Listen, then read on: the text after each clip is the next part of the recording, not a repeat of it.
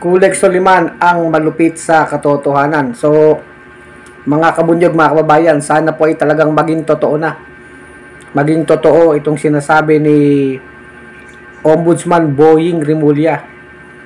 Nasa oblo na o sa kulungan na. Magpapasko itong sila Joel Villanueva, itong sila Chis Escudero, si Jinggoy Estrada, at itong sila Saldico, no? Sana po matuloy yan kasi ang hinahanap po ng tao ngayon ay dapat may makulong dito sa mga flood control project. Napakatindi po ng korupsyon diyan. Nakita ng taong bayan yan, bilyon-bilyon po ang involved na halaga, at talagang tingin naman natin ay matitibay yung mga ebidensya, mga direct testimony po mula sa mga ahensya gaya ng DPWH, yung mga testimonya po ni Yusek Roberto Bernardo, no? Talagang nagde-deliver ng pera. O isama na rin sana dyan si Bong Revilla, no? Si Budots.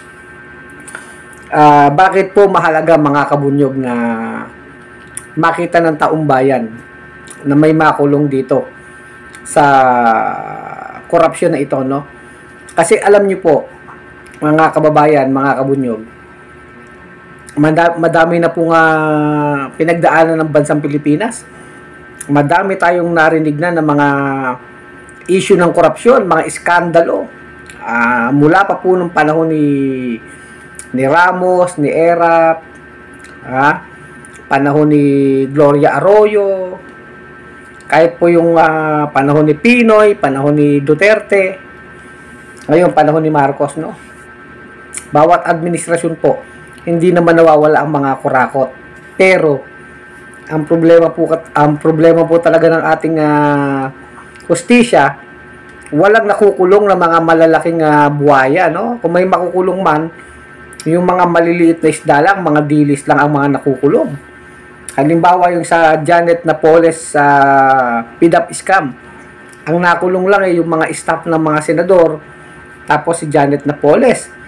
Pero yung tatlong senador nakalaya po, si Jinggoy, si Bong Revilla nakalaya, at yun nga yumauna si Enrile, nakalusot po sa mga kaso. So ang kailangan po ng mga Pilipino ay makita nila na may makukulong, talagang makukulong, hindi ito maaareglo, no?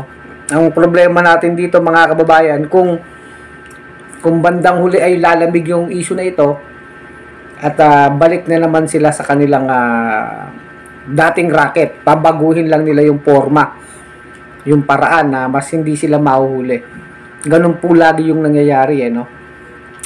So sinasabi ni Boying Rimulya, mga December 15 po, December 15 ay possible po na maghimas na ng rehas itong si Chis Escudero, si Joel Villanueva, si Jinggoy Estrada, si Saldico. Sana isama na po si Bong Revilla. Pinangalanan din po si Grace po, si Nancy Binay, mga malalaking politiko po ito. Talagang hindi lang po sana senador, tas mga congressman, mapa Duterte, mapa Marcos man yan na aliado, wala tayong pakialam. Ang mahalaga po ay may managot dito. So sana nga umaasa tayo na talagang gagawin ng Office of the Ombudsman yung kanilang makakaya, no? Kasi alam niyo naman po, itong mga kagaya si Jinggoy Estrada, grand slam na yan eh. Wedding scandal, tapos yung Janet Napoles scam, PDAP scam, tapos ngayon flood control scam, grand slam na si Jinggoy, at sila Joel Villanueva naman, ginagamit yung kanilang relihiyon para ipagtanggol yung sarili nila, di ba? Pati yung ito namang si Chis Escudero, maang-maangan. Si Budots Revilla, nakakadalawa na rin po. Sangkot na naman si Budots Revilla. Ito namang mga bilyar po, si Mark Villar, pinangalanan din. 15% na payola po, napakalaki po niya, bilyon-bilyon.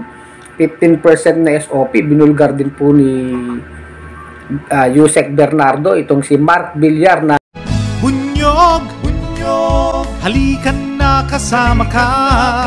Bunyog, kapag buklod ay may pag-asa.